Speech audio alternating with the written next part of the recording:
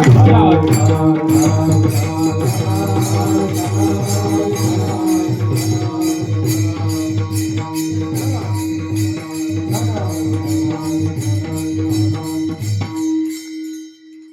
सांगत होतो, चार भक्तीचे शास्त्र ज्ञानोबा सांगतात. नववीत भक्तीचं लक्षण जगद्गुरु तुकोबाराय सांगतात. त्याच्या पुढे बोलू का?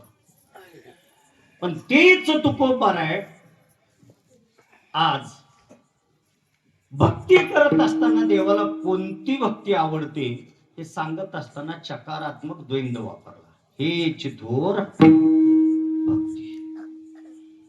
का तुकोबाराने हा शब्द वापरला? का देवाकडे द्वंद आहे का? कशामुळे तुकोबाराने एवढी सिद्धांत ठेवला?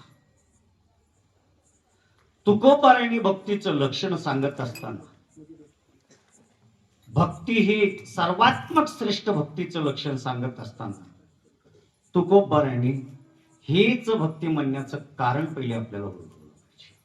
कारण का तुकोबाराने चकारात्मक शब्द वापरला याचा जर इतिहास पाहायला लागला, ज्ञानोबारायच्या म्हणण्याप्रमाणे अर्थ भक्त आहे, अर्थार्थी भक्त आहे, जिज्ञासू भक्त आहे आणि ज्ञानी भक्त आहे. आता या चार भक्तामध्ये नेमका श्रेष्ठ भक्त कोणता आहे? का अर्थ भक्त श्रेष्ठ आहे, का अर्थार्थी भक्त श्रेष्ठ आहे, का जिज्ञासू भक्त श्रेष्ठ आहे, का ज्ञानी भक्त श्रेष्ठ आहे? अर्थ भक्त कोणाला म्हणतात? जो भक्ती करतो पण आपली इच्छा अर्थ म्हणजे धनप्राप्तीसाठी. आणि असा जर भक्त असेल तर ज्ञानोबाराय त्याचं वर्णन केले भक्तामध्ये, पण त्याची भक्ती देवापर्यंत पोहोचू शकत नाही. अर्थार्थी म्हणजे कामापुरता मामा. कामापुरता मामा, याला मराठीत एक म्हण आहे, अंगा आली ताप देवा तो आमचा. बघा तुम्ही, खोटं आहे का? बघा ना, आपल्याला एखादी जरा म्हणजे कळतं ना ताप. आपल्याला जर ताप आली, आपल्याला जर दुखणं आलं, आपल्याला जर ठकावत आली तर आपण कोणाचं नाव घेतो? देवाचं नाव घेतो. आता तुम्हाला खोटं वाटेल, मी 7:30ला उदगीरला होतो आणि गाडी वर निघायला मला मंगल कार्यालयातून बाहेर वेळ झाला. कारण लग्न थोडं वेगळं होतं, मोठ्याचं होतं. मोठ्याच्या लग्नात माणसापेक्षा गाड्या जास्त झाल्या, माणसापेक्षा गाड्या जास्त. आणि ते मंगल कार्यालय डॉन मध्ये शिरोड रोड येतं बघा, ते तळ्यात येतं उदगीरून असं ते जनावरांच्या डॉक्टरच्या पुढे, दवाखान्याच्या पुढे, लाईफ केअरच्या बी पार खाली डॉन मध्ये. हे फोन लावून ठोकून गेले आणि मला काही रेंजच नको. जेव्हा मी वर आलो यांच्या सगळ्याची मेसेज पडली. म्हणलं निघतो, काही काळजी करू नका, तुमच्यापर्यंत पोहोचतो. पण जसं पोहोचलो पुढे उसाच्या गाड्या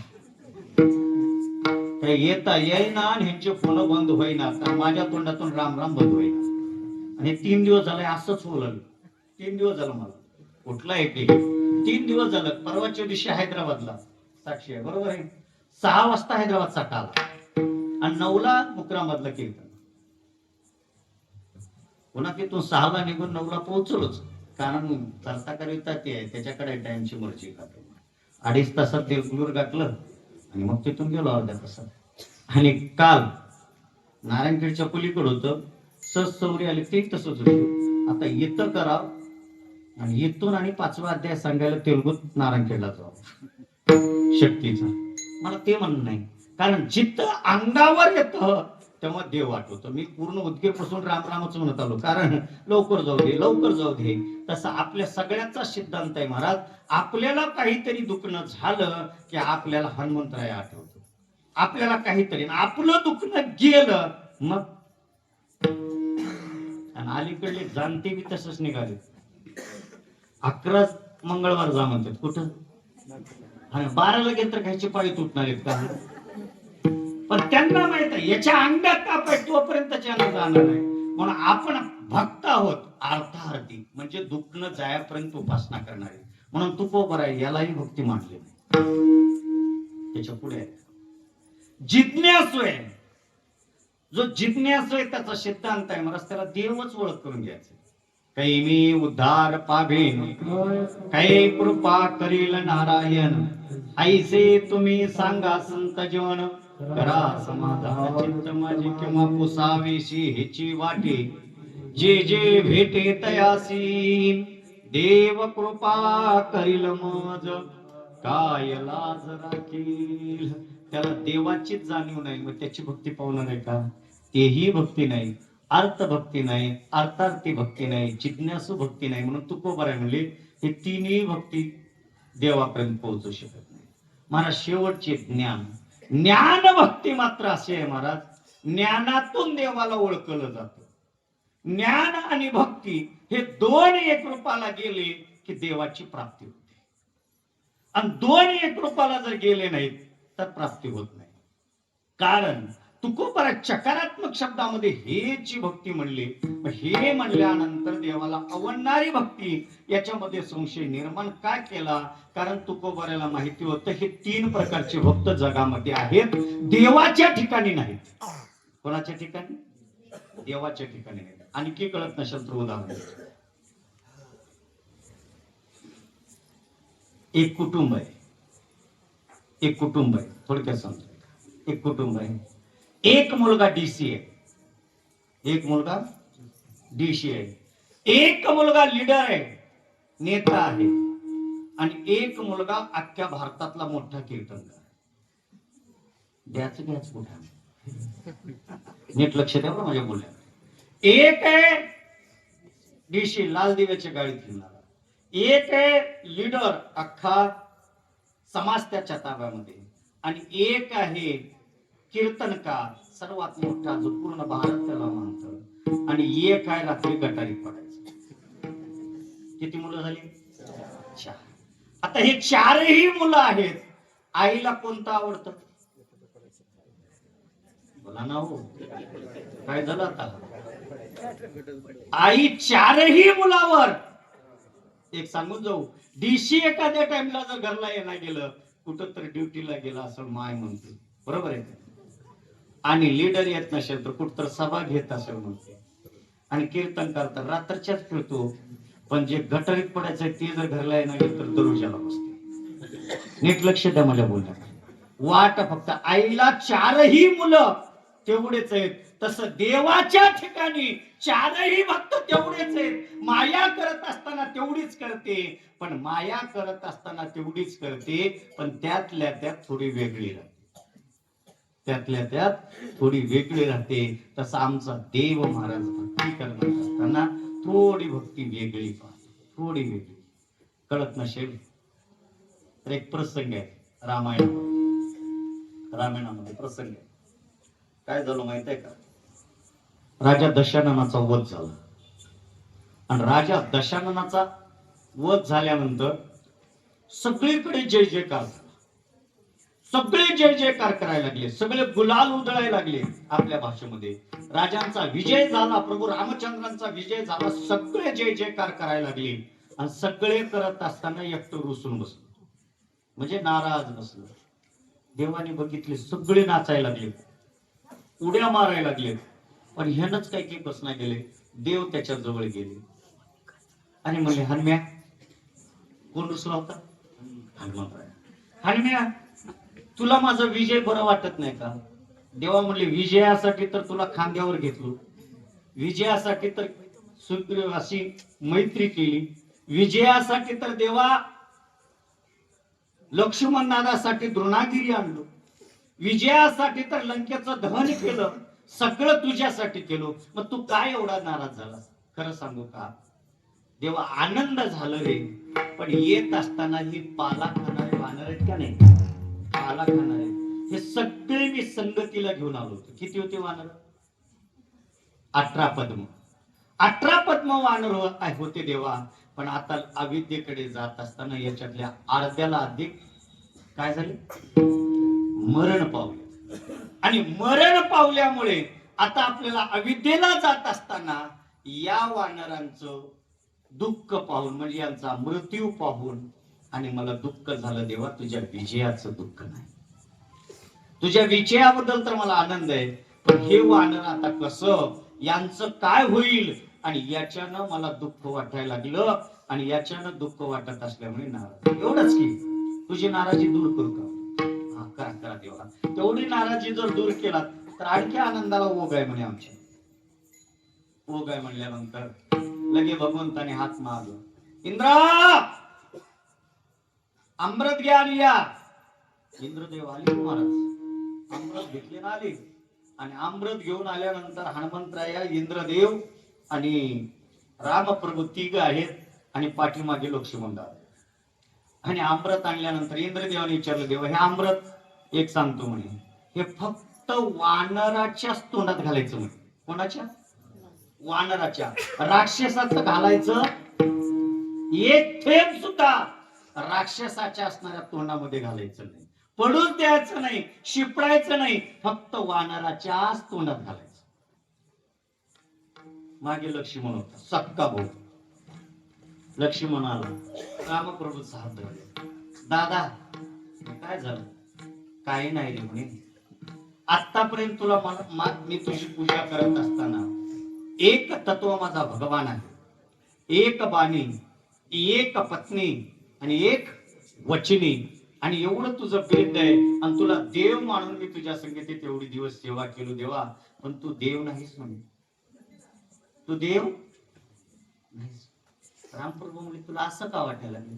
देवा, देवाचं एक लक्षण आहे. कोणतं लक्षण आहे? मी बोलविल्या वेद बोली, मी चालविल्या सूर्य हल चाले, मी हलविल्या प्राण हले जगाचे. कारण सगळं माझ्या हातात आहे म्हणणारा तू आहेस. मग एवढं असताना देवा तुझ्याकडे द्वैंद नावाचा शब्द नाही, परंतु एक नावाचा शब्द आहे.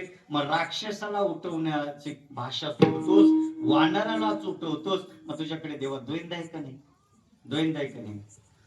प्रभू रामचंद्र म्हणले, लक्ष्मणाला आणखी कळालं. लक्ष्मणाला आणखी कळालं नाही. आणि रामप्रभू म्हणले, लक्ष्मणा तुला काय वाटतं रे? देव म्हणे, एकाला मोक्ष देवलास, अमृत पाजवायला लागलास आणि त्यांना मोक्ष द्यायला लागलास, आणि राक्षसाला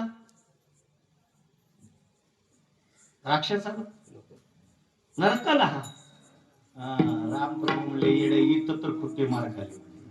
अरे येड्या, या वानराच्या अगोदरच त्यांना मोक्ष दिलो म्हणे.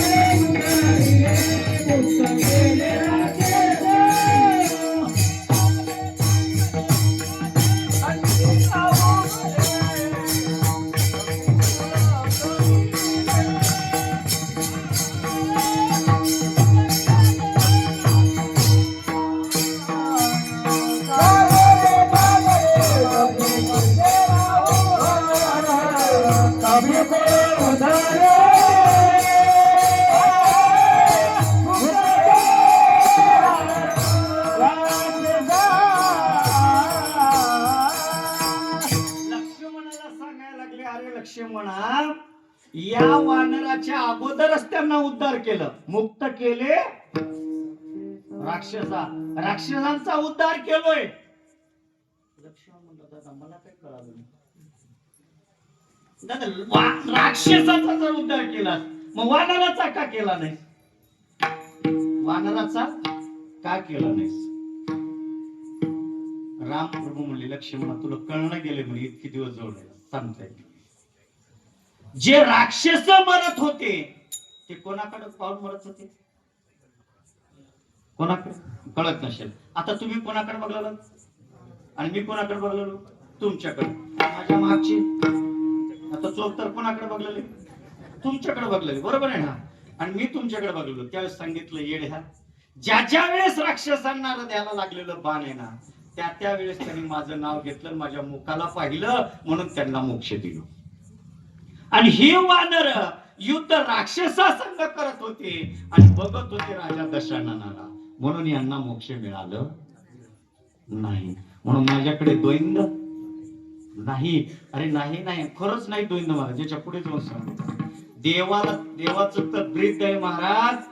देवाचं एखाद्या वेळेस दर्शन घेण्यामध्ये जर विसरलं तर चालतं, पण दासाचं दर्शन घेणारं देवाला आवडतं.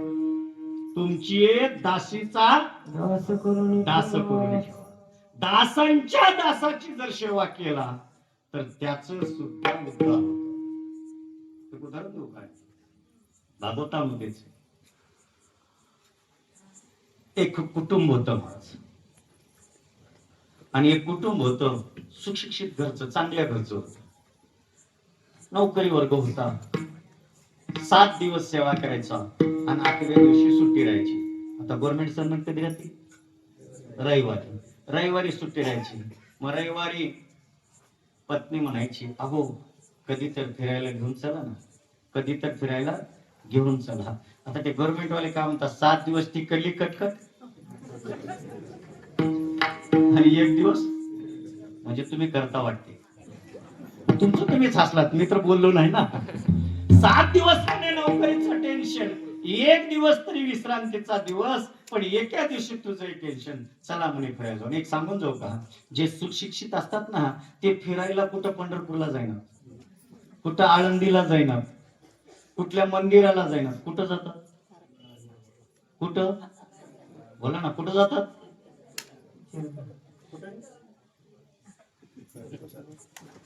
कुठं जातात फिरायला जे सुशिक्षित आहेत? कारमध्ये बसून, एक तर धाबा, नाही तर गार्डनला. बरोबर आहे की? गार्डनला फ्रेश होण्यासाठी गार्डनला. योगानं महाराज ते कुटुंब निघालं आणि येता येता अशा घनदाट अरण्यात आलं. आणि घनदाट अरण्यामध्ये आल्यानंतर सुंदर असं वातावरण पाहिलं. सहपत्नी परिवारासह होता. सगळ्यांनी म्हणले इथं आनंद वाटायला लागलं. झाडाखाली थोडस खेळले. खेळल्यानंतर त्या वनामध्ये काय होतं? स्विमिंग पूल. आपल्या भाषेत स्विमिंग पूल होतं. म्हणले लेकरं बाळा म्हणले चला थोडस आपण समाधान करूया, स्विमिंग पूल मध्ये जाऊया, थोडीशी पोहणी खेळूया आणि थोडासा काळ घालूया. आणि योगानं स्विमिंग पूलच्या जवळ आले. आता किती जरी कसला असला तर बापाची लेकराची माया असतेच. बाप सांगितलं रे पहिल्यांदा मी मध्ये जातो आणि मग तुम्ही माझ्या मागे. आणि योगानं महाराज बाप मध्ये उतरला आणि बाप स्विमिंग पूल मध्ये उतरल्या तिथं त्याचं दुष्ट होत. आणि त्या दुष्टानं काहीच केलं नाही, याचे पाय धरले. कोणाचे? इकडे कशाला चाललो मी? उगाच सांगितलं हे नकराची आणि गजराजाची कथा सांगलो हो. तुम्हाला पटवण्यासाठी सुंदर कथा सांगितलं. गजराज मध्ये उतरले आणि बाकी परिवारही उतरलं, पण गजराजांचं पाय कोणी धरलं? नकरानं. आता धरल्यानंतर त्या गजराजांनी आपल्या पुरा कुटुंबाला म्हणायला लागले, आणि ती परिस्थिती आपलीच आहे. जर एखाद्या वेळेस प्रसंग आला ना, सगळ्याला म्हणतात ए आता तुमचं ऐकून पाण्यात आलो, पण माझं पाय धरले, आता मला बाहेर म्हणतात का नाही? संकटामध्ये म्हणतात का नाही? त्या गजराजांना सगळ्याला विनंती केली. सगळे म्हणले तुम्ही मोठे होते, तुमचं तुम्ही बघा, आता आम्ही जातो, सोमवारपासून शाळा जातो, तुम्ही राहा म्हणे इथंच. हीच अवस्था आहे महाराज. सर्वस्व आपण ज्या मनाला म्हणतो ना, हे येरती माई दुःखाची जनाती. कोणीच कोणाचं नाही हो, पण आपण सगळे येड्या होणी या माया बाजारात अडकलो. कोण्या बाजारात? माया बाजारात. माझं घर, माझं सत्य. कुठले सत्य महाराज? आज मानतात कसं आहे म्हणून उद्या फेकून देतात बॉल फेकले म्हणे. माझ्यापेक्षा दुसरं कीर्तन करायला का तुम्ही एवढे हार घालणार? मला घालणार आहात का? नाही. हे जोपर्यंत आमच्यामध्ये कस आहे, जोपर्यंत आमची बुद्धी क्षमता आहे, जोपर्यंत आम्ही तुम्हाला तुमच्या पोटात मनापर्यंत पटवतो, आणि तोपर्यंत तुम्ही आम्हाला मानता. एक दिवस आमची बोबडी ओळू द्या. ते आता बोबडी वळले, त्यांच्याकडे जायची गरज नाही, ह्याच्यापेक्षा ते चांगलं. सहज अवस्था आहे महाराज. कोणी कोणाचं नाही रे.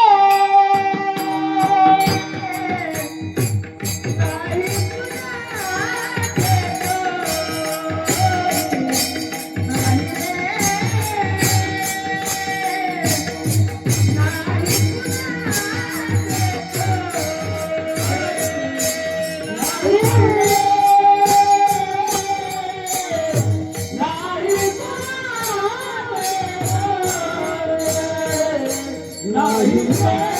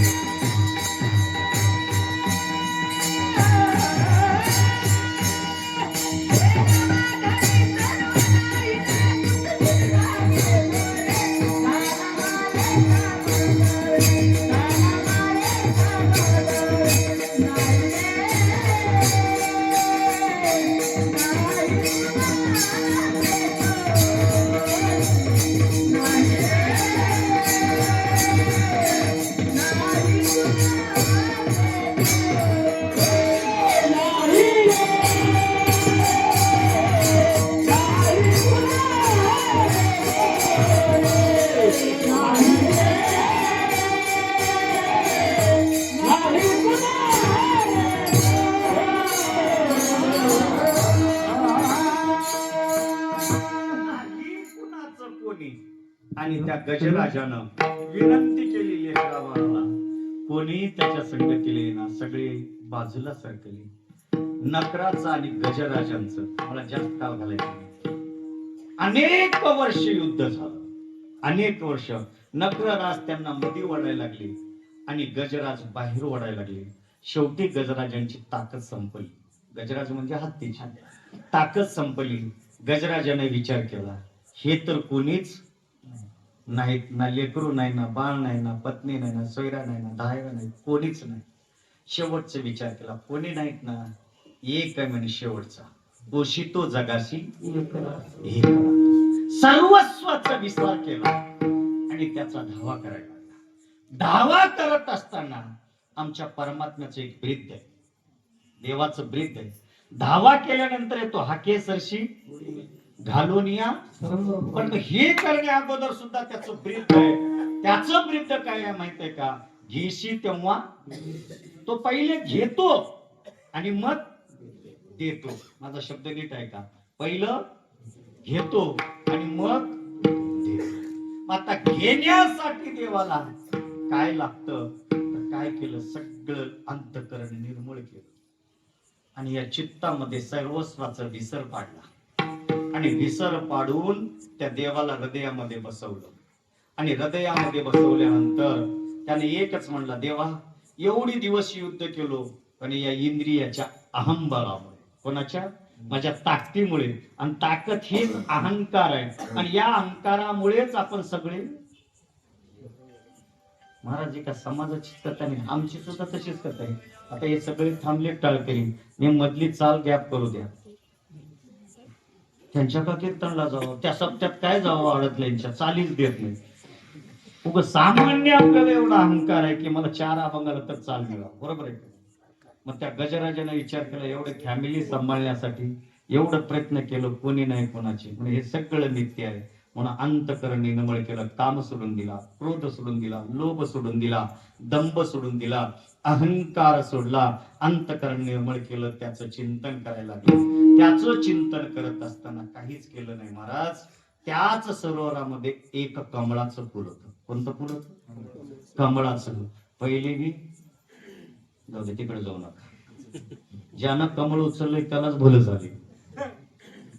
हे घेतलं बोलत नाही मी, पूर्णच बोलतो. भारत कमळाला उचललं महाराज आणि कमळाच्या फुलाला उचलून ते घेतलं सोंडामध्ये आणि भगवंताला सांगितलं, देवा अंतःकरण रहित शुद्ध भावनेने आता मला तुझ्याशिवाय कोणी नाही आणि कोणी नाही म्हणून एक फूल वर फेकला आणि फूल वर फेकल्याबरोबर जगाचा मालक शंख चक्र गदा पद्म पहिला आला, पुरुषोत्तम जगाचा परब्रह्म खाली आला आणि खाली आल्यानंतर त्याचं पाय सोडलं. कोणाचं? गजराजांचं. गजराजाचं पाय सोडून बाजूला काढला. बाजूला काढल्यावर नरक याचे पाय धरला. कोणाचे? देवाचे. त्यानं म्हणलं, ए म्हणजे त्याला मोक्ष दिलास आणि मला? त्यानं म्हणलं, येड्या माझा भक्त होता. ते कोण होता? माझा भक्त होता हा. आणि माझा भक्त असून माझा धावा करत होता त्यानं आणि त्याच्यासाठी असणार आणि मी आलो त्याला सोडतो. तू माझ्या भक्ताला संकटामध्ये घातलास ना. अरे देवा तुला कळतं का म्हणे, मी तुझे पाय धरलो नाही पण 1000 वर्ष कोणाचे पाय धरले? तुझ्या भक्ताचे. मग तुझ्या पायापेक्षा भक्ताचे पाय मोठे की तुझे पाय मोठे? देव म्हणले भक्ताचे. मग सांग ना आता, त्याचे पाय धरलो का नाही, मग याचं मोक्ष पाहिजे का नाही? देव म्हणले ते बी खरंच, तू बरोबर राजकारणी आहेस म्हणे. बरोबर, कारण इकडून जर नाही गेलं तर इकडून काही ना. बरोबर आहे, म्हणजे तुझी बुद्धी तू बरोबर चालवलास. माझे नाही पाय धरलास ना, माझा धावा केला नाहीस पण भक्ताचे पाय धरलास आणि भक्ताचे पाय धरल्यानंतर जर तू मोक्ष देत नसतील ना, मग लगेच जातो म्हणे आता भालकीला सप्ताह चालू आहे, लगेच जातो. कीर्तनात गेल्यानंतर कोणी कीर्तनकाराच्या पाया पडू नका, कारण मोक्ष मिळणार नाही ना. दादासाहेबांच्या पाया पडू नका. अरे कुठे म्हणे 1000 वर्ष मी त्या भक्ताचे पाय धरले आणि यानं देवाचं चिंतन केलं, त्याचे पाय धरलो आणि यानं त्याला सोडवला, मला सोडवत नाही. देव म्हणले गप, जास्त गर्दी करू नकोस, जास्त गर्दी करू नकोस. देवानं सांगितलं त्याला जी मुक्ती आहे ना, तेच मुक्ती तुला देतो, तेच मुक्ती तुला देतो. ज्यानं भक्ताचे पाय धरलं त्यालाही मुक्ती.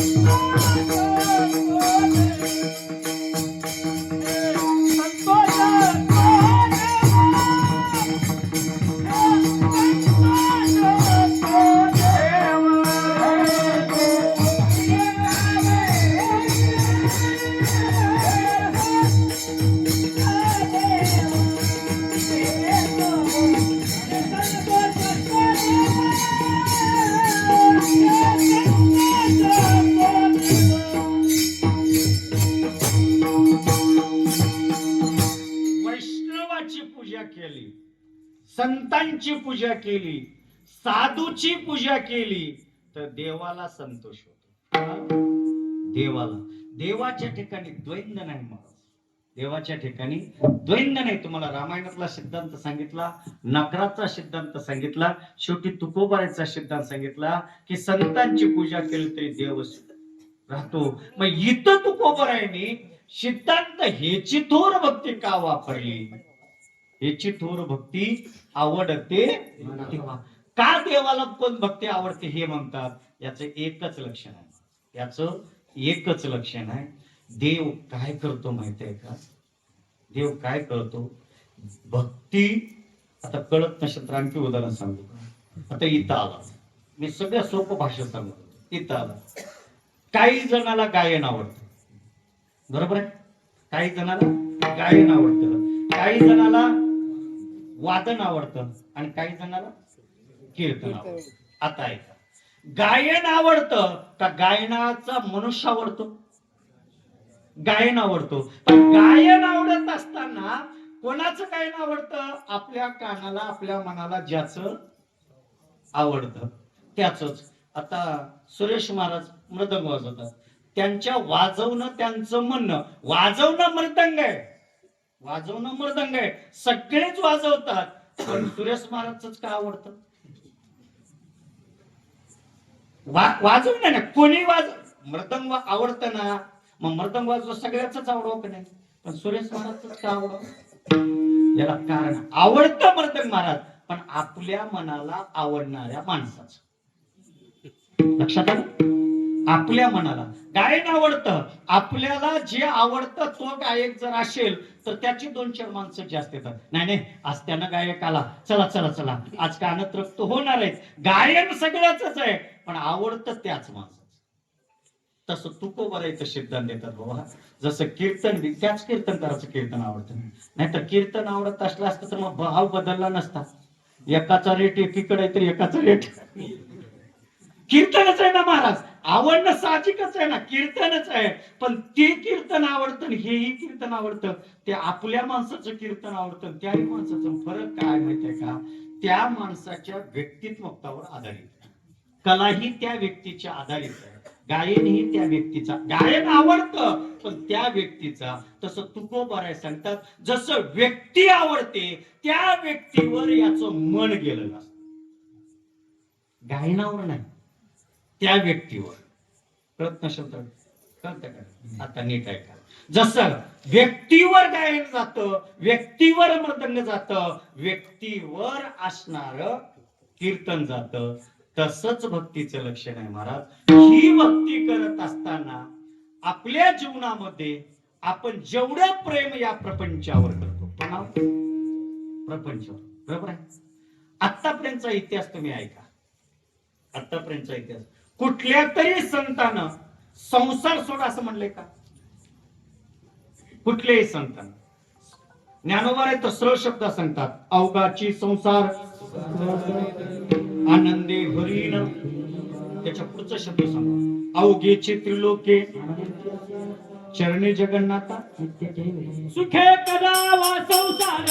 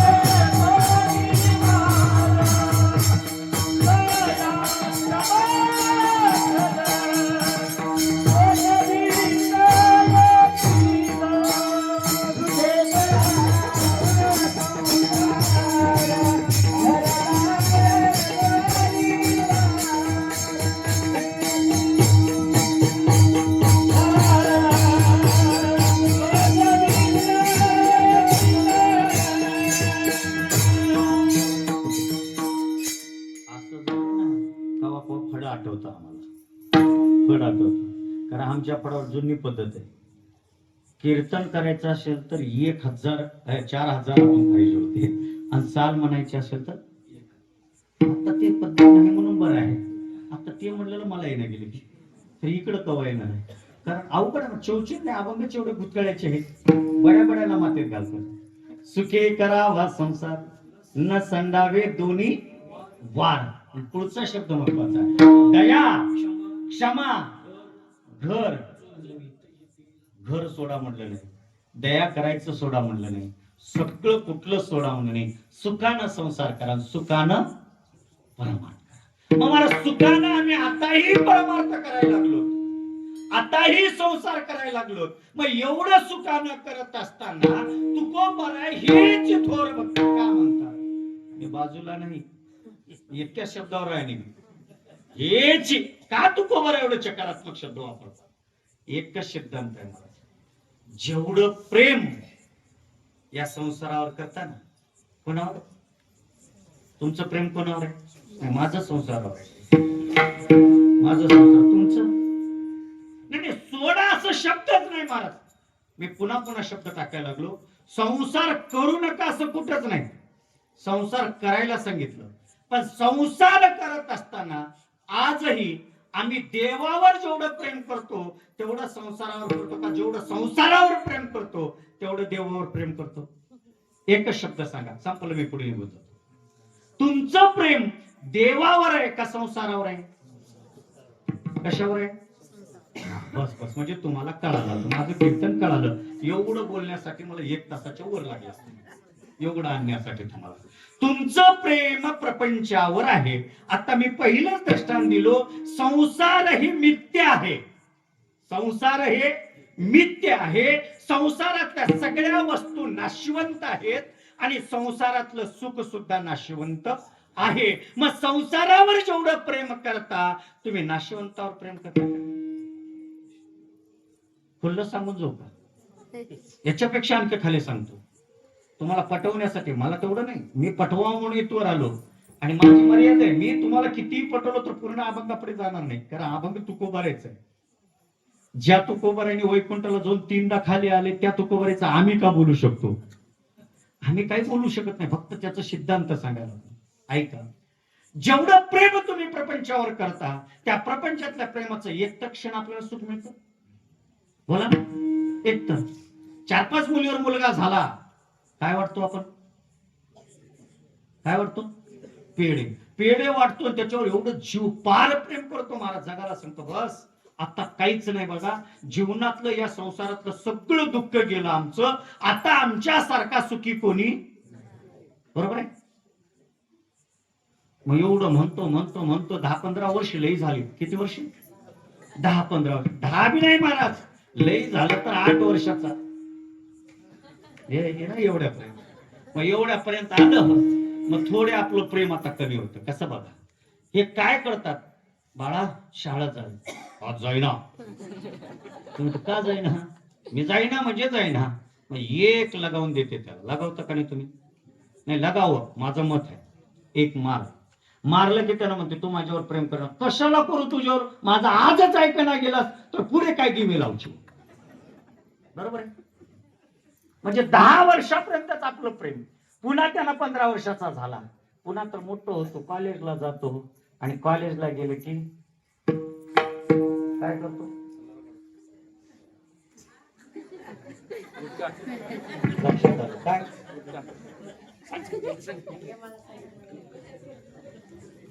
फाडून तोंडात घालतो काय?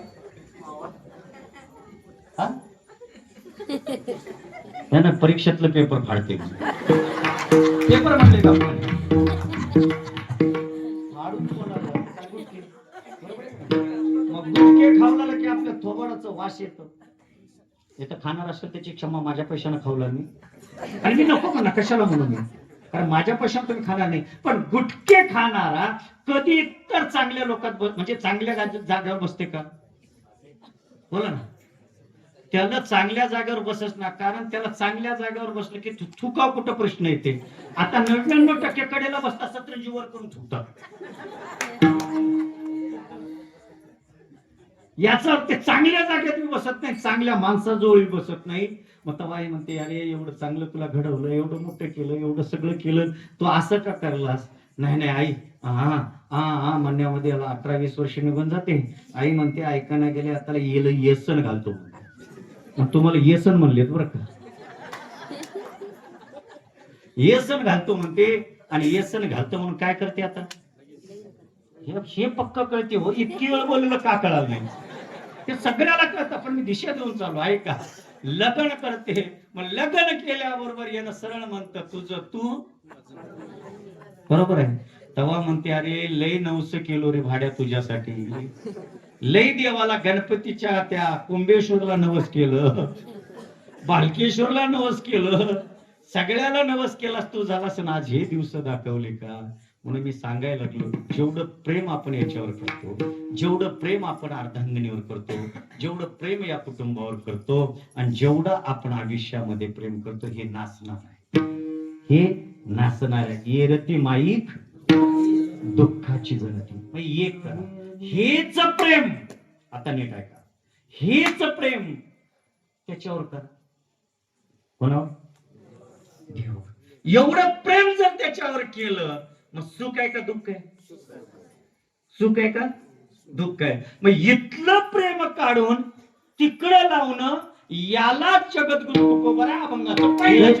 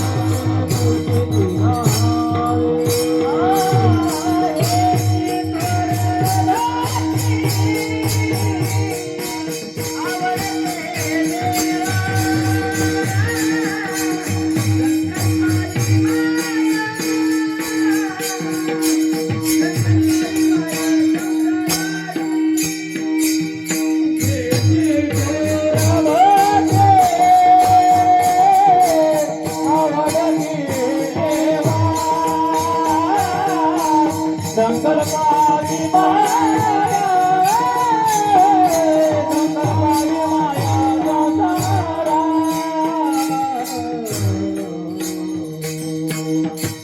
तुकोबराय सांगायला लागले, देवाच्या ठिकाणी द्वंद नाही, देवाच्या ठिकाणी विषमता नाही, देवाच्या ठिकाणी भक्ती कोणती आवडते याचा सिद्धांत तुकोबराय सरळ सरळ अर्थामध्ये सांगतात. संकल्प हवी माया संसाराची. ज्यानं ज्यानं माया संकल्पना केली आहे आणि त्यालाची भक्ती देवाला आवडली, त्याची भक्ती देवाला आवडली आहे. मी तुला उदाहरण सांगितलं, पहिले दोन उदाहरण चांगले सांगितले. ज्यानं मायेला विसरून सण्या फूल टाकला त्याच्यासाठी माया विसरली. दुसरी गोष्ट सांगू का, ज्याने सर्वस्व विसरलं, भगवान प्रभू रामचंद्राची सेवा केली आणि सेवा करत असताना प्राण गेला, त्याला सुद्धा मोक्ष दिलं, कारण ती माया विरहित सेवा केली. तसं आपली भक्ती देवाला आवडण्यासाठी आपल्याला जास्त सांगून जाऊ. पुढचा शब्द बोलू का, थोडं बोलल्यानं राग येईल. आता लोक पंडित मिश्रा आल्यापासून एवढे येडे होऊन गेले महाराज. मी त्या दिवशी तिथेही सांगितलं, मी निंदा कोणाची करत नाही, माझा तोंडाने निंदा करूच नाही, करणार नाही. तुम्ही सेवा करता कधी, पण सेवा करत असताना फरक एवढंच आहे, तुम्ही मायाहीत सेवा करा, माया विरहित सेवा केली पाहिजे. मायातीत सेवेची गरज नाही.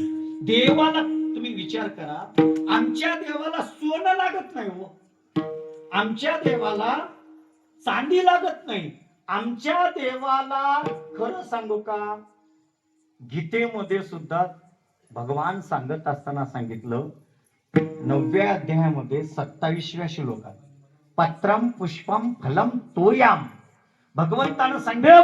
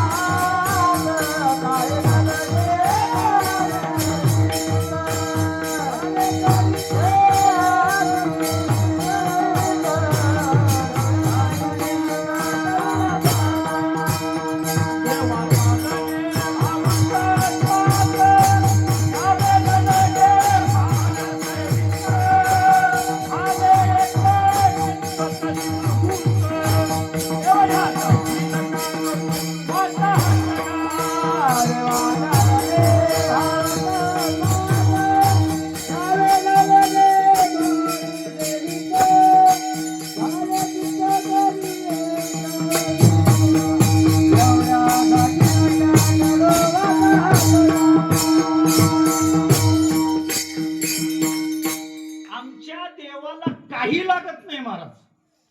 देवा कारणे भाव अकस्मात द्यावे न लगे भार. भीत म्हणजे भीत, भीत म्हणजे सगळ्याला त्याचीच गरज आहे ना. कोणाची? पैशाची. तुम्ही बी एवढं पुत्र ऋषी कशामुळे केलं? जाऊ दे तिकडे जाईना. वीत, कारण सगळ्याला महाराज वीत लागते, आमच्या देवाला लागत नाही. का सांगितलं? एक चित्त लागतं. कळत नसेल एक उदाहरण थोडकं सांगतो, तुम्ही भक्ती विजय मध्ये वाचून गेला असेल. बोधले घराण्यामधली कथा आहे. बोधले घराणा, बोधले घराण्याची पूर्व साधू मानकोजी बाबा बोधले. मानकोजी बाबा एवढी भगवंताची उपासना करायची आणि मानकोजी बाबाला 3 पुत्र होते आणि 3 सुना होत्या. आणि मानकोजी बाबा भगवंताची उपासना करायची आणि भगवंताची उपासना करत असताना कायेनं वाचन मनानं देवाची उपासना करायची. लोक म्हणायचे एवढी उपासना करायला देवाला काहीतरी द्या, देवाला काहीतरी द्या ना. त्यांनी सांगितलं माझ्याकडे काही नाही, माझं अंतःकरण निर्मळ आहे आणि माझं चित्त निर्मळ आहे आणि तेवढंच माझ्या देवाला देण्यासारखं आहे, माझ्याकडे काहीही नाही. आणि एवढं बोलत असताना महाराज काही नाही म्हणले. काही नाही म्हणल्यानंतर देवाने फकीराचं रूप घेतलं आणि म्हणले आपको से भगवान की सेवा करते हो. मानकोजी बाबा म्हणले मैं एक ही भगवान की सेवा करता हूं. आणि आम्ही रोज एका देवाची. रोज महाराज सोमवार वेगळा, मंगळवार वेगळा, गुरु बी बदलले आता. सोमवारचा गुरु वेगळंच आहे, मंगळवारचा गुरु वेगळंच आहे. आणि काल तर असं नाम जपत होता, आज असं का? नाही नाही महाराज, सोमवारपासून त्यांचं भक्त झालोय म्हणाले. याच्यानं कुठलाच फायदा नाही महाराज. इधर ना उधर, धोबी का कुत्ता. त्या अवस्थेची आपण आहोत. एकविध भक्ती गरजेची आहे. मानकोजी बाबांना त्या फकीराने विचारलं, बाबा आपको से भगवान के. त्यांनी सांगितलं भगवान विष्णु, जो विष्णु भगवान है ना, जो पंडरीश है, उस भगवान की मैं सेवा करता हूं. त्याने सांगितलं अरे मैं तो फकीर हूं, अब उस भगवान को आप क्या देते हो. फकीराने विचारल्यानंतर मानकोजी बाबांना सांगितलं उस भगवान को मैं कुछ भी नहीं देता. अरे कुछ नहीं देते हो तो भगवान कैसा प्रसन्न होता है. त्याने सांगितलं मेरे पास देने के वास्ते कुछ भी नहीं, मैं देता हूं तो खाली अंतकरण चित्त शुद्ध काया वाचा मन से उस भगवान का नाम लेता हूं. इससे मुझे दूसरा कुछ भी नहीं है और इस संसार के ऊपर मुझे मोह नहीं है और मैं केवल इस मोह रहित मैं उस भगवान की उपेक्षा करता हूं और उस भगवान की सेवा करता हूं. इसके सिवा दूसरा कुछ नहीं करता. फकीर गेलो क्यों. फकीर गेलो, पुन्हा रूप बदल, पुन्हा मानकोजी बाबांच्या घरी भिक्षेला आला. आणि भिक्षेला आल्यानंतर मानकोजी बाबा मध्ये होते. मानकोजी बाबा मध्ये होते. यानं दारावर गेला, भिक्षाम दे. आता विष्णू रूपामध्ये म्हणजे वैष्णव भिक्षा मागण्यासाठी आला. भिक्षाम दे. मानकोजी बाबांना ऐकलं आणि मानकोजी बाबा म्हणायला लागले, हे भिक्षुक आहे कोणीतरी. कुठलं दारावलं. देवाची पूजा सोडली म्हणा. देव सारावे परते संत पुजावे. देवाला सारलं आणि धावत आले आणि भिक्षुकाच्या जवळ आले आणि भिक्षुकाला वंदन केलं आणि वंदन करून म्हणले, बाबा भिक्षा पाहिजे का. काय भिक्षा देऊ. काय भिक्षा देऊ. काय भिक्षा देऊ म्हणल्यानंतर त्या भिक्षुकानं काहीच मागितलं नाही. ना मुझे आपका द्रव्य चाहिए, मला तुमचं धन नको, मला तुमची संपत्ती नको, मला तुमचा असणारा अन्न नकोय. मग काय पाहिजे. काही नाही, तुझी मोठी सून पाहिजे. कोण पाहिजे. मोठी सून जे रुक्मिणीने आहे ना, आणि ती रुक्मिणी पाहिजे. दया रडायला लागली मानकोजी बाबा. म्हणले आता याला काय भिक्षा दे, काय भिक्षा दे. रडायला लागली. यानं रडत असताना मोठी सून धावत आली. काय झालं बाबाजी. का रडता. का रडता म्हणल्यानंतर घडलेलं हकीकत सांगितली. अगं म्हणे त्याला मी अंगावर जेवढं माझ्याकडे अलंकार होतं तेवढं द्यायला तयार झालो. त्यानं सांगितलं मला धन नको, संपत्ती म्हणजे सोनं नकोय. मी त्याला घरातलं धान्य द्यायचं तयारी केलो. त्यानं म्हणतो मला धान्यही नकोय. मी त्याला दुसरं विचारलं तेही घ्यायला तयार नाही. आणि तो मागतोय की मला तुमची मोठी सून द्या. कोणती सून द्या. मोठी सून द्या. आणि माझा अधिकार नाही ग सुनाला दान देणं. आणि मी नाही म्हणल्यावर रडायला लागली होती ना. रडायला लागली महाराज मोठी सून. रडायला लागली. दया रडायला लागली. आक्रोश करायला लागली. आक्रोश करत असताना सासरा होता म्हणायला लागले साहजिक आहे तुझं रडणं, मला काही वाटत नाही. पतीला जवळ आले. विचारायला लागले का रडतेस. का रडतेस म्हणल्यानंतर तिने पित्याकडे हात केला.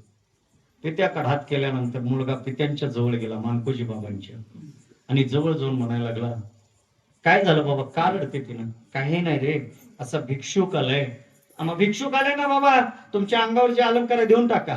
त्याने सांगितलं अलंकार द्यायला लागलो रे, घ्यायला तयार नाही. नाही ना, घरामध्ये अन्न आहे, अन्न देऊन टाका. घ्यायला तयार नाही.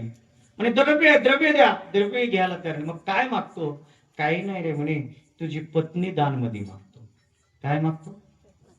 दानामध्ये मागतो. मग द्या ना बाबा, द्या. पुत्र असा द्या दानामध्ये. अरे येडा आहेस का म्हणे, ते तुझी पत्नी आहे, तिच्यावर तुझा हक्क आहे, मी सासरा आहे आणि मला दान देत आहेत. नाही नाही बाबा दान द्या, चला आपण दोघे जाऊ. पत्नी पशी घेऊन आलो. त्या रुक्मिणीला विचारायला लागले अगं एवढं का रडतेस तू. का रडतेस म्हणजे तिचे शब्द ऐका. तिचे शब्द ऐका. तिनं म्हणायला लागली या रडण्यामध्ये दोन कारण आहेत. ती एक सुख आहे आणि एक दुःख आहे. एक सुख आहे, एक दुःख आहे. पहिलं दुःख आहे की मी कोणातरी उपयोगाला आले. तुमच्या घरामध्ये कोण्या तरी उपयोगाला आले एका भिक्षुकाला दान म्हणून तर चालले, माझं भाग्य चाललंय तुमच्या सेवेमध्ये. दुसरं दुःख आहे की आजपासून तुम्ही एवढे देवासारखे माझे सासरे आहात, देवासारखा माझा पती आहे, आणि यांची सेवा माझ्या जीवनात घडत नाही म्हणून मी रडते. मग त्या मानकोजी बाबाने विचारलं, अगं तुला काही माया दे आहे ना? ज्या मामालाच माया नाही, ज्या मामालाच प्रपंचाविषयी ममत्व नाही, मग तिथं माझी काय गरज आहे? मला नाही, खुशाल द्या म्हणे, मी खुशाल त्या साधू संघ जायला तयार आहे, खुशाल दान द्या. महाराज मानकोजी बाबांनी हात घेतलं आणि त्या भिक्षुकाच्या जवळ नेलं आणि त्या भिक्षुकाच्या हातामध्ये दिलं. हे घ्यान जा. अख्ख्या गावात वार्ता कळाली महाराज, आणि गावामध्ये सगळ्याला रुक्मिणीचा इतिहास माहित होता. हिच्यासारखं सज्जन कोणी नव्हतं, हिच्यासारखं दयाळू कोणी नव्हतं, हिच्यासारखी परोपकार करणारी कोणी नव्हतं. गावातल्या सगळ्या स्त्रिया आडवा आल्या आणि सगळ्यांनी त्या भिक्षुकाला अडवलं. ए तू का भिक्षुक आहेस का म्हणे? मूर्ख आहेस, नालायक आहेस, तू दुष्ट आहेस. अरे एका स्त्रीला पर्याय स्त्रीला घेऊन चाललास, तुला भिक्षेमध्ये मागताना कळालं नाही का? हे एक नाही दोन नाही महाराज. गावच्या बाहेर निघाली आणि गावाच्या बाहेर निघाल्यानंतर घनदाट अरण्यामध्ये आले आणि घनदाट अरण्यामध्ये आले. पुढे भिक्षुक चालायला लागलाय, मागे रुक्मिणी चालली. भिक्षुकानं विचारले, तुला पतीची आठवण येत नाही का? पतीची आठवण? काम नाही, काम नाही, झालो पायी रिकामा म्हणे, माझ्याकडे काम नावाची वासना राहिली नाही आणि त्याच्यामुळे मला पतीची आठवण येत नाही. अगं तुझी प्रपंचातल्या सगळ्या गोष्टी खरं सांगू का, ह्या सगळ्या आहेत ना, याच्यापेक्षा एकच मोठं आहे. विठ्ठल माय बाप चुलता, विठ्ठल भगन्यानी भ्रता, विठ्ठला विण चाल नाही गोता, तो का म्हणे आता नाही दुसरे. त्याच्याशिवाय मला कोणाची आठवण येत नाही, त्याचीच आठवण म्हणली. आणि डोळे उघडून पुढे बघितलं की शंख चक्र गधा पद्म पहिला आला. पुढे बघितलं की चतुर्भुज दिसायचा आणि डोळे झाकून उघडलं की पुन्हा फकीर दिसायचा, पुन्हा फकीर दिसायचा. पुन्हा फकीर दिसत असताना मग पुढे आणखी थोडस गेले. खरं खरं बोलायला लागलीस का म्हणे? देह कोणी दिला हो? भिक्षुक बाबा, देह कोणी दिला? आता भिक्षुक म्हणला, देह देवानं दिला. मग त्यानं दिले ना, मग हे देह त्याच्यासाठीच आहे म्हणे. देवे दिला देह तो या झाला फाटा, बाधी काय म्हणे? हे देह त्यानं दिलाय आणि त्याला मी समर्पित केले आहे आणि माझ्या या देह समर्पित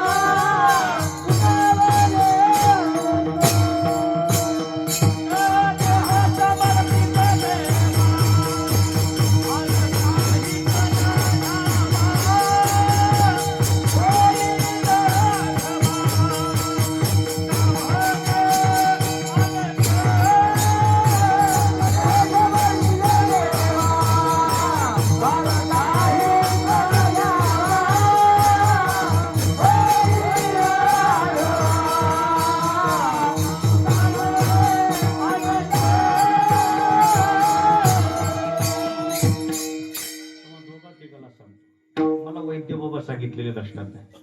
आम्ही माऊलीच्या मंदिरात एक बार कीर्तन लावतो वैद्य बाबाच्या, आणि असंच प्रमाण आलं, कोणालाच म्हणायला नाही, कोणालाच मागे म्हणायला नाही.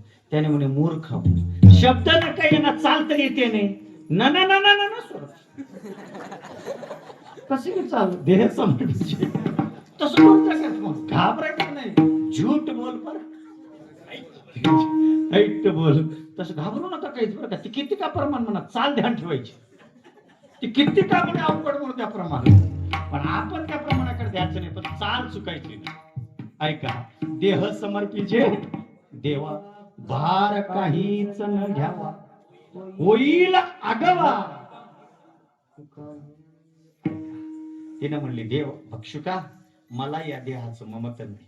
देह भगवंताने दिलेला आहे, मी त्याला समर्पित केली. मला प्रपंचाची माया नाही, मला पतीची माया नाही, मला सासू सासऱ्याची नाही. फक्त एक माझं भाग्य आहे, जे सासू सासरा माया विरहित भक्ती करतो त्याच्या कामाला आले. एवढंच माझं जीवन भाग्याचं, एवढंच माझं जीवन भाग्याचं आहे. ए जा बाई तू घरला, जा आता घरला, घरला जाय. तिने म्हणली येड लागले काय, आता जर घरला गेलो तर बोंब होईल म्हणे. तिकडे जाय ना तेवढ्या खाली कशाला जाऊ मी. म्हणजे जगाच्या समोर मला घेऊन आलास, जगाच्या समोर मला घेऊन आलास आणि आता मला एकटीला जा म्हणलास. मी जर गेलो लोक तिथं ओख. जग आहे महाराज, एक नाव ठेवणार नाहीत. यानं घेऊन गेलो, यानं घेऊन आली, काय काय झालं की लोक नाव ठेवतील. जसा आणलास तुझं दर्शन दाखव, तू कोण आहेस पहिली याची ओळख दाखव. त्यानं म्हणलं ओळख काय दाखवू आता, देह समर्पीचे. देवा तू सगळंच केलीस ना, सगळं केले ना, मग एवढं करणारीस म्हणूनच मला तू आवडलीस, मला तू आवडलीस. आणि मला आवडल्यामुळेच मी भिक्षा मागितलात ना. बस मग तुम्ही कोण आहात, कोण आहे म्हणल्यानंतर सांगितलं मी जगाचा मालक आहे. मग जगाचे मालक आहात तर देवा मग मला काय इथं आणलास. नाही तुझी माया बघायची होती, तुझी माया बघायची होती, तुझी भक्ती बघायची होती. आणि तू जी भक्ती केलीस ना, संकल्पावी माया संसाराची, आणि माया विरहित माझी भक्ती केलीस म्हणून मी तुला दर्शन दिलं. तिने म्हणे दिलं ना देवा, पण एक आहे म्हणे, मला दिलास पण ज्यानं माझ्यापेक्षा पूर्व केलंय त्याला द्या ना, त्याला दर्शन नाही ग देताय. नाही नाही देवा, मी त्यांची बघून सेवा केली आहे. कोणाची? पुढे गेले त्याचे शोधित. त्याने माझ्या सासऱ्याने जी सेवा केली आहे ती मी सेवा केलेली आहे माया विरहित. त्याच्यामुळे मला भेट दिलात ना, एक बार मला हाताला धरून घेऊन जा आणि मला कसंही ठेवा अभंगाच्या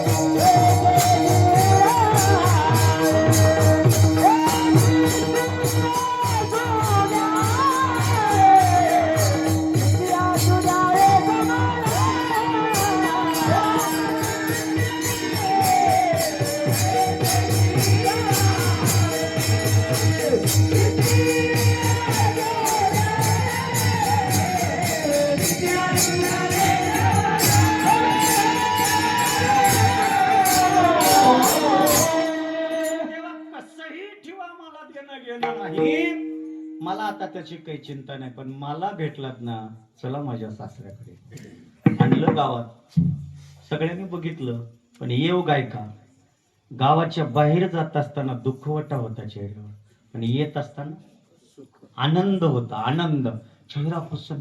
सगळ्यांनी बघितलं, अगं जाताना रडत होती, येताना एवढ्या आनंदित, एवढ्या आनंदित. तिने म्हणजे अगं काय झालं.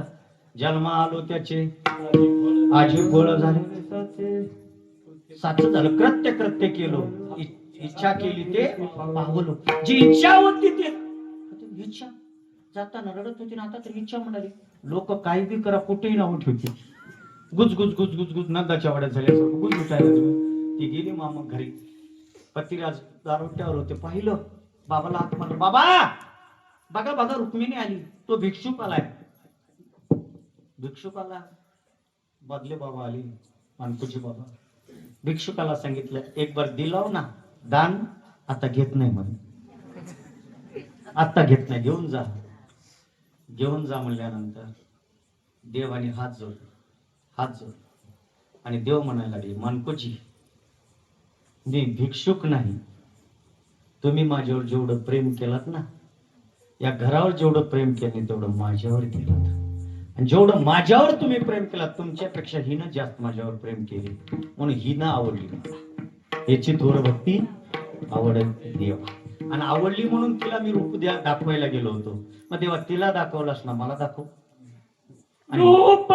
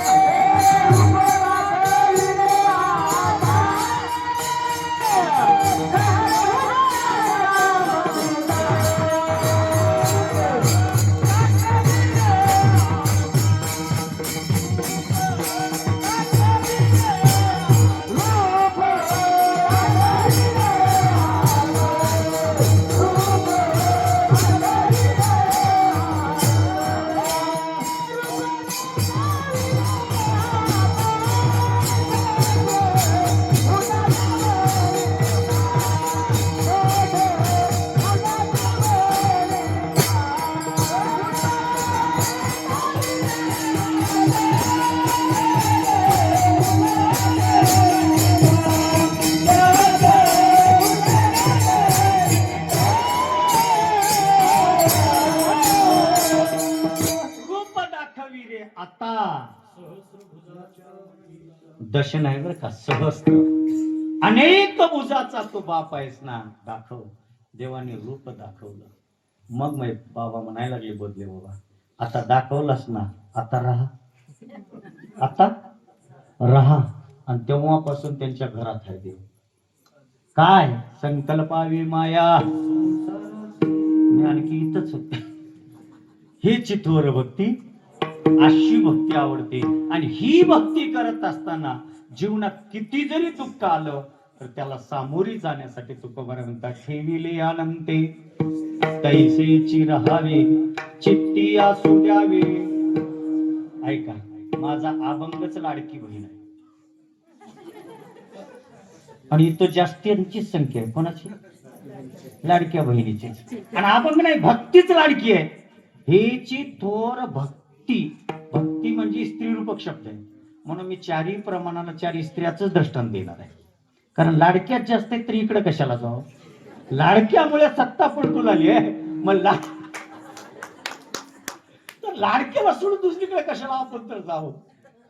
पहिला सिद्धांत तुम्हाला दिला, हेची थोर भक्ती आवडते. दुसरं देतो, ऐका.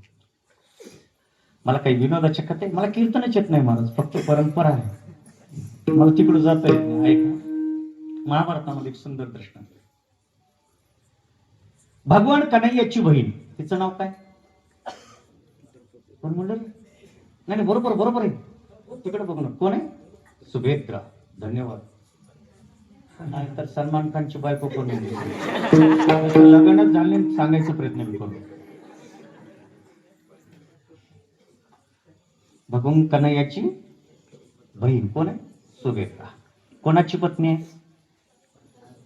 वाह, पायात दोनदा पडतो. आता पुढे तिचा मुलगा. Very good. हे कुठले? सुशील महाराजांचं धन्यवाद पुढे कन्या पुत्र हो ठीक आहे